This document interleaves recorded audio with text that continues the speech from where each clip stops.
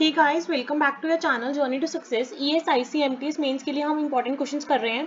तो देखो, अगर आपसे पूछे एमएसएमई मिनिस्टर कौन है, नारायण राणे हैं हमारे एमएसएमई मिनिस्टर। और अगर पूछा जाए जेडईडी, इसकी फुल फॉर्म है जीरो डिफेक्ट जीरो इफेक्ट। ये सर्टिफिकेट स्कीम किसने लाई है? एमएसएमई ने लाई है। और इसके अंतर्गत माइक्रो स्मॉल मीडियम एंटरप्राइजेस को सब्सिडीज प्रोवाइड की जाती है। माइक्रो को दी जाती हैं 80%, स्मॉल को 60% और मीडियम को दी जाती हैं 50%। अगर पूछा जाए pre approval personal loan, first digital product कौन लेके आया है? प्री अप्रूवल पर्सनल लोन, तो वो लेके आया है इंडियन बैंक। कौन लेके आया है? Indian bank. देखो, पवन हंस में ना गवर्नमेंट का 51% स्टेक था, उसको एक्वायर कर लिया है। किसने एक्वायर किया है? Star nine mobility private limited ने। Star nine mobility private limited ने गवर्नमेंट का 51% स्टेक पवन हंस में जो था उसको एक्वायर कर लिया है। कितने में किया है? 211.14 करोड़ में किया है। अगर पूछा जाए फर्स्ट एशिया की ऐसी कौन सी एयर एजेंसी है जिसने फर्स्ट टाइम लैंडिंग की है गगन सिस्टम को यूज करके, वो है इंडिगो। और कौन से एयरपोर्ट पे की है? किशनगढ़ एयरपोर्ट, जो कि राजस्थान में है। अगर पूछा जाए first indigenous hydrogen fuelled electric vessel कहाँ पे है, तो वो है Cochin shipyard limited. First indigenous hydrogen fuelled electric vessels. Next, mission Sagar. Mission Sagar 9 Sagar की फुल फॉर्म पूछ सकता है, तो सागर क्या है? Security and growth for all in the region. तो इसके लिए जो हमारी इंडिया है उसकी शिप के थ्रू श्रीलंका में हेल्प भेजी जा रही है। तो कौन सी शिप के थ्रू, कौन सी नेवल शिप के थ्रू हेल्प भेजी जा रही है सागर 9 के अंडर? आईएनएस घड़ियाल। कौन सी? आईएनएस घड़ियाल टू श्रीलंका हम हेल्प भेज रहे हैं।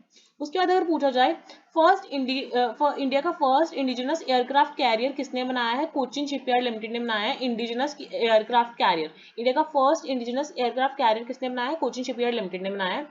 कौन है जो सिग्नेटरी है यूएन का backed principles for responsible investment? तो वो है एचडीएफसी लाइफ इंश्योरेंस कंपनी। तो एचडीएफसी लाइफ इंश्योरेंस कंपनी ने साइन किए हैं यूएन के backed principle for responsible investment के लिए। और जो आईआरडीए आई थी, जो investment guarantee credit corporation IRDA आई थी, उनकी जो रेगुलेशंस है उसके अंतर्गत जो पहले इंश्योरेंस कंपनीज को अलाउड था कि वो फाइनेंशियल और इंश्योरेंस सेक्टर में सिर्फ 25% इन्वेस्ट कर सकते हैं, बट अभी न्यू अकॉर्डिंग वो 30% इन्वेस्ट कर सकते हैं इन फाइनेंशियल एंड इंश्योरेंस एक्टिविटीज। अगर आपसे पूछा जाए अंशुल स्वामी किस स्मॉल फाइनेंस बैंक के सीईओ या एमडी अपॉइंट हुए हैं, तो वो है Shivalik small finance bank. Anshul Swami has been appointed as the CEO and MD of Shivalik small finance bank. और CBDT that is central board of direct taxes का चेयरमैन किसको अपॉइंट किया गया है? संगीता सिंह को अपॉइंट किया गया है central board of direct taxes का चेयरमैन। अभी पीवी संधू ने ना रिसेंटली ब्रॉन्ज मेडल जीता है वुमेन सिंगल्स में, ठीक है। और ये बैडमिंटन एशिया चैंपियनशिप में, और ये कहाँ पे हुई थी? मनीला फिलीपींस में हुई थी। और इसका एडिशन कौन सा है? 39th एडिशन है। तो पीवी सिंधु ने अभी ब्रॉन्ज मेडल जीता है। कौन सा मेडल? Bronze medal. और किसमें जीता है? बैडमिंटन एशिया चैंपियनशिप, जो कि मनीला में हुई थी, जो कि फिलीपींस में है। और इसका कौन सा एडिशन है? 39th एडिशन है। लेबर डे कब मनाया जाता है? 1 मई 2022 को मनाया गया था इस बार इंटरनेशनल लेबर डे, ठीक है। और जो सेमिकॉन इंडिया है इसको इनॉग्रेट किसने किया था? पीएम नरेंद्र मोदी जी ने किया था। और कहाँ पे हुई थी? कॉन्फ्रेंस बेंगलुरु में हुई थी। और इसकी जो थीम है वो क्या है? Catalysing India semiconductor ecosystem. India का first greenfield grain based ethanol production plant कहाँ पे है? पूर्णिया, बिहार में लगाया गया है। और देखो ये ग्रेन बेस्ड है, तो एग्जामिनर ये भी पूछ सकता है कि कौन सी ग्रेन्स यूज किए जा रहे हैं for the production of ethanol, तो उसका आंसर है maize and rice. Maize and rice are being used for the production of ethanol. अभी रिसेंट एक रैंकिंग आई है द इम्पैक्ट रैंकिंग, और इसका एडिशन कौन सा है? 4th एडिशन है। कौन सा एडिशन है इसका? 4th एडिशन है। और इस 4th एडिशन के अकॉर्डिंग फर्स्ट कौन आया है? Western Sydney university in Australia. और इंडिया की जो आई है वो है अमृता विश्व विद्यापीठ, जो कि कोयम्बटूर तमिलनाडु में है। और इसका रैंक है 41st। अगर आपको पूछा जाए मिशन कर्म योगी के लिए किसने लोन प्रोवाइड किया है? वर्ल्ड बैंक ने प्रोवाइड किया है। कितने का लोन प्रोवाइड किया है? 47 मिलियन का लोन प्रोवाइड किया है, ठीक है। उसके बाद अभी रिसेंटली एमपीसी के मेंबर चेंज हुए हैं, तो मृदुल सागर की जगह किसने ले ली है? राजीव रंजन ने। तो Rajiv Ranjan has been appointed as a member of MPC. अभी इंडियन कोस्ट गार्ड की एक फास्ट पेट्रोल वेसल आई थी, उसका नाम था कमला देवी, और उसका ओरिजिनल नाम क्या था? यार्ड 2118। और ये किसने बनाई है? ये एग्जामिनर पूछ सकता है। This has been build by garden reach ship builders and engineers limited. अब 3 मई को बनाया गया था वर्ल्ड फ्रीडम प्रेस डे, और इसका थीम क्या है? Journalism under digital siege. और ये भी पूछ सकते हैं इन दोनों को होस्ट कौन कर रहा है इस बार का जो वर्ल्ड फ्रीडम प्रेस डे है? तो UNESCO and Republic of Uruguay, UNESCO and Republic of Uruguay मिलकर होस्ट कर रहे हैं। और ये भी पूछ सकता है कि जो वर्ल्ड फ्रीडम प्रेस प्राइज है 2022, ये किसको दिया गया है? ये दिया गया है बेलारूसियन एसोसिएशन ऑफ जर्नलिस्ट को, ये अवार्ड दिया गया है, ठीक है। I hope I am clear to you.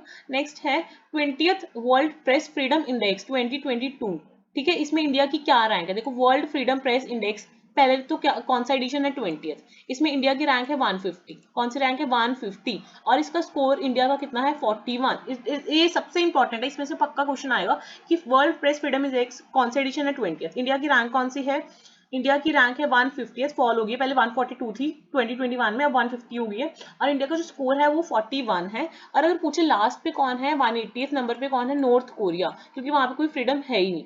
अगर आपसे फर्स्ट पूछेंगे, first second third fourth fifth सारे करके जाना मेरे अकॉर्डिंग, फर्स्ट है नॉर्वे, और नॉर्वे का स्कोर भी याद कर लो, ये है 92.65, सेकंड है डेनमार्क, थर्ड है स्वीडन, फोर्थ है इस्टोनिया और फिफ्थ है फिनलैंड। एनडीएस, एनडीएस याद कर लो, Norway Denmark Sweden, NDS, Norway Denmark Sweden, NDS, ठीक है। अभी रिसेंटली 100th यूनिकॉर्न स्टार्टअप कौन थी, ओपन फाइनेंशियल टेक्नोलॉजीज, ठीक है। ये भी बहुत इंपॉर्टेंट क्वेश्चन है कि अभी रिसेंटली अरविंद कृष्णा है जो, इन्हें इलेक्ट किया गया है बोर्ड ऑफ डायरेक्टर्स में of federal reserve bank in New York. Federal reserve bank of New York में अरविंद कृष्णा को इलेक्ट किया गया। बट एग्जामिनर क्वेश्चन क्या पूछेगा, अब ये रिसेंटली किसके चेयरमैन है, ये रिसेंटली चेयरमैन है आईबीएम के। आईबीएम की फुल फॉर्म है इंटरनेशनल बिजनेस मशीन्स कॉर्पोरेशन। तो अरविंद कृष्णा जो कि अभी recently IBM that is international business machine corporation के सीईओ हैं, इनको इलेक्ट किया गया है बोर्ड ऑफ डायरेक्टर्स में of the federal reserve bank of the New York. अगर आपसे पूछ ले कि first of its kind flow chemistry hub कहाँ पे है, तेलंगाना में है, एफसीटी हब कहाँ पे है, तेलंगाना में, और फर्स्ट ट्राइबल हेल्थ ऑब्जर्वेटरी कहाँ पे है, ये ओडिशा में है, ठीक है। अभी आरबीआई ने रिसेंटली सारे रेट्स चेंज कर दिए हैं, प्लीज इन रेट्स को पक्का करके जाना, क्योंकि यहाँ से क्वेश्चन बनने के पूरे पूरे चांसेस हैं। देखो आरबीआई की जो लिक्विड एडजस्टमेंट फैसिलिटी थी, इसमें भी 40 बेसिस पॉइंट्स इंक्रीज हुए हैं, और जो सीआरआर है उसमें भी 40 बेसिस पॉइंट्स का इंक्रीज किया गया है, ठीक है। जो सीआरआर है, सीआरआर में सॉरी 50 बेसिस पॉइंट्स, और जो रिजर्व रेशियो थी और जो लिक्विडिटी एडजस्टमेंट फैसिलिटी थी, इन दोनों में 40 बेसिस पॉइंट्स का इंक्रीज किया गया है। तो सबसे पहले रेपो रेट, रेपो रेट को जो बढ़ाया गया है वो है 4.40%, तो जो रेपो रेट है वो बढ़ के हो गया है 4.40%। जो सीआरआर है, जो कैश रिजर्व रेशियो है, ये हो गई है 4.5%, कितनी हो गई है 4.5%। जो स्टैट्यूटरी लिक्विडिटी रेशियो है दैट इज सेम 18%। जो एसडीएफ है that is standing deposit facility, ये 40 बेसिस पॉइंट से बढ़ी है, तो ये अब कितनी है 4.15%, 4.15%। जो मार्जिनल स्टैंडिंग फैसिलिटी है ये कितनी है, और साथ में बैंक रेट है, ये कितना है 4.65%, और जो आरबीआई का स्टांस है वो अभी भी अकोमोडेटिव है, ठीक है। अगर आपसे पूछ ले कि फर्स्ट कौन सा पब्लिक सेक्टर बैंक है जो लाइव हो गया है अकाउंट एग्रीगेटर फ्रेमवर्क को लेके, तो union bank of India, union bank of India account aggregator framework, ये दोनों वर्ड याद कर लो, union bank of India account aggregator framework. अभी सेबी की एक मार्केट एडवाइजरी कमेटी थी, उसके हेड कौन है, जी महालिंगम। तो मार्केट एडवाइस के लिए कौन है चेयरमैन, जी महालिंगम।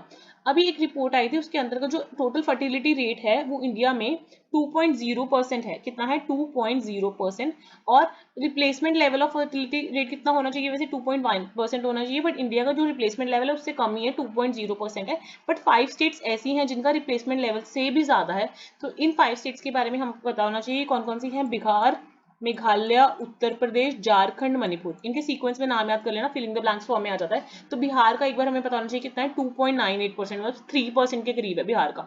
बिहार, मेघालय, उत्तर प्रदेश, झारखंड, मणिपुर। अभी जो हमारे पीएम थे वो किस कंट्रीज की विजिट पे गए थे, जर्मनी, डेनमार्क और फ्रांस। कहाँ पे, जर्मनी, डेनमार्क और फ्रांस।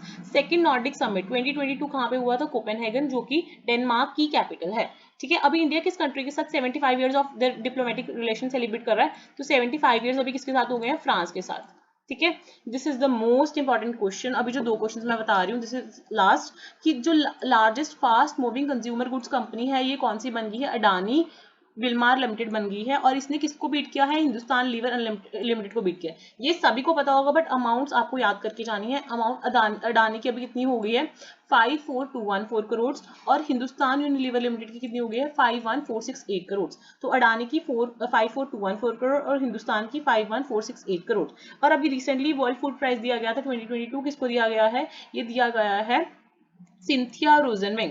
वर्ल्ड फूड प्राइज 2022 किसको दिया गया है, Cynthia Rosenzweig. I hope you like this session, don't forget to like, share and subscribe, bye.